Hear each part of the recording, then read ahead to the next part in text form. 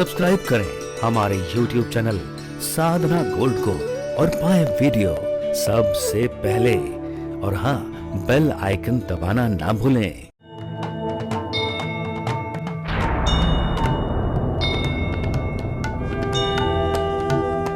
सच्चित और आनंद के स्वरूप प्रभु की का स्वरूप कैसा है, उनकी पर्सनैलिटी कैसी है। देखिए, जब हम प्रणाम भी करते हैं तो ये विशेष ध्यान रखना चाहिए कि जब हम किसी से मिलते हैं तो कई बार हम घुटने को हाथ लगा देते हैं। आजकल के युवा बच्चों को तो मैं ये देखता हूँ, घुटनों को हाथ लगा देते हैं। कई और बच्चे भी ऐसे देखें, वो घुटनों को भी हाथ नहीं लगाते, सामने से देखेंगे वो ऐसे हो गया काम। लेकिन प्रभु के सन्मुख जब जाएं तो कैसे प्रणाम करना चाहिए, उनके रूप स्वरूप को ध्यान रखते हुए, उनकी पर्सनैलिटी के हिसाब से उनको प्रणाम कैसे करना है, साष्टांग प्रणाम करना है। जब किसी संत को प्रणाम कैसे करना है, साष्टांग प्रणाम करना है। ये नहीं कि घुटने को हाथ लगा दिया हो गया। तो भगवान की पर्सनैलिटी कैसी है? सत्य। जानना परम आवश्यक है। अगर नहीं जाने तो बात बनती नहीं। जाने बिन न होए प्रतीति, बिन प्रतीत न होए प्रीति। जब तक जानेंगे नहीं, प्रीत नहीं हो सकती है। तो सबसे पहले प्रणाम किया गया है सत्य। सत्य का अर्थ, मान लीजिए जब जीवन में हम कभी झूठ बोल दें और झूठ बोलते वक्त हमारे हृदय में से एक बात आए कि ये गलत है। अधिकांश लोगों के साथ ऐसा होता होगा। जो बहुत बड़ा झूठा होगा ना, उसके साथ भी होता होगा। वो जितनी बार झूठ बोलेगा, एक बार को तो हृदय में ये बात आती ही है कि ये झूठ है, ये गलत है। जब हृदय से ये आवाज आए कि ये गलत है, तो समझ लो ये भगवान की पर्सनैलिटी है, ये भगवान की आवाज है जो आपको सचेत कर रही है कि ये गलत है। सत्य, क्योंकि सत्य स्वरूप परमात्मा है। जब किसी व्यक्ति का शरीर शांत हो जाए, जब उसे लेके जाते हैं तो कहते जाते हैं ना, राम नाम सत्य है। क्यों? क्योंकि राम का नाम ही सत्य है और सत्य ही परमात्मा का स्वरूप है।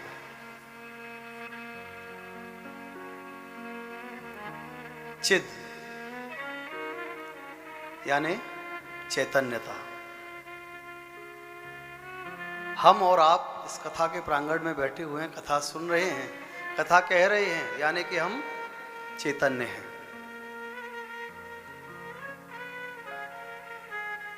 ये जब तक हम चैतन्य हैं तब तक इस बात का प्रमाण है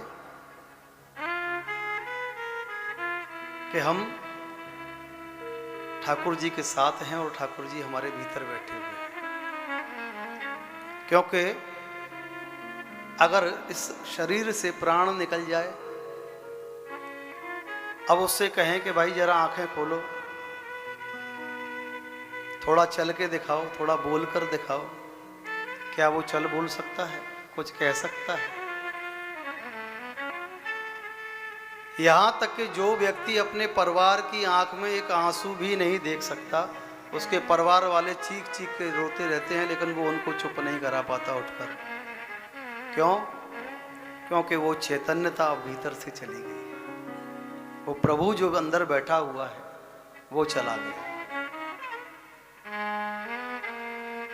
तो जब तक ये सांस चल रही है,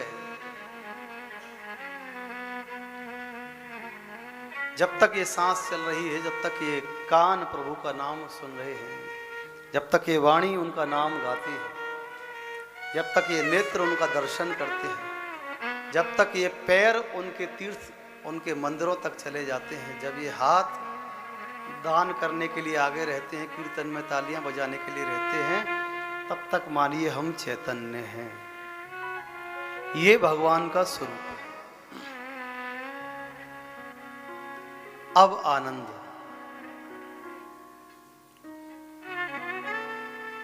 हम कभी कहीं बैठे हों, कोई अच्छी बात सुने तो क्या कहते हैं? आनंद आ गया।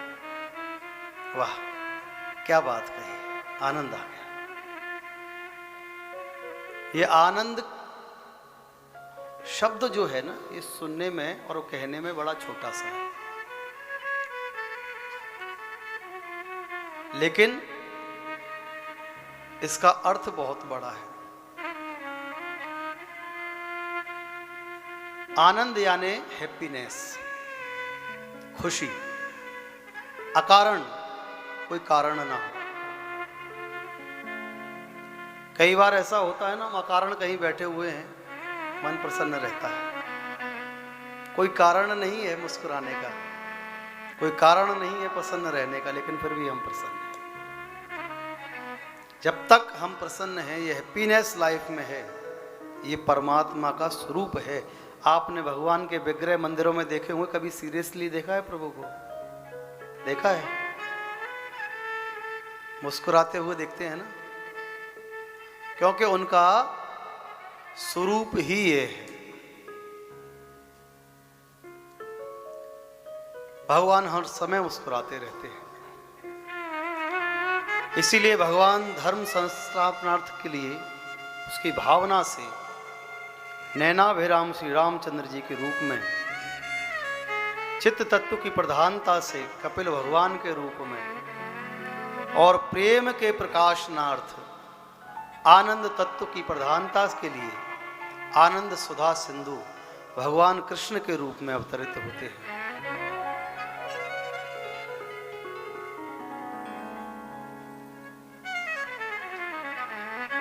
ये भगवान के स्वरूप है।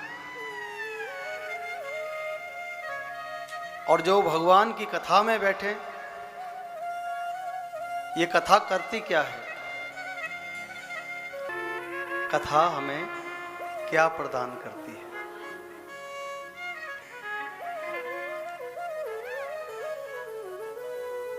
कथा इस जीव को सर्व भय से मुक्त कर देती है। और सबसे बड़ा भय किस चीज का है? मृत्यु का।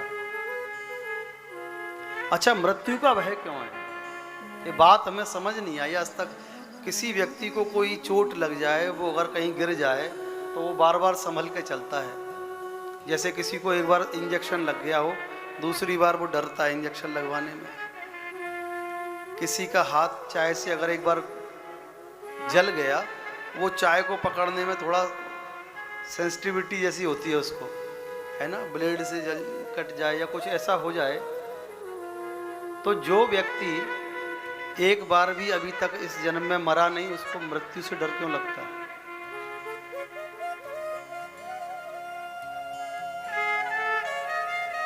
जब कोई घटना अभी तक घटी नहीं, उस चीज का भय क्यों है?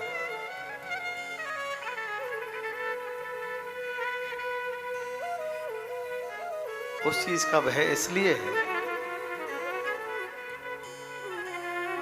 कि ये शरीर जो है ना,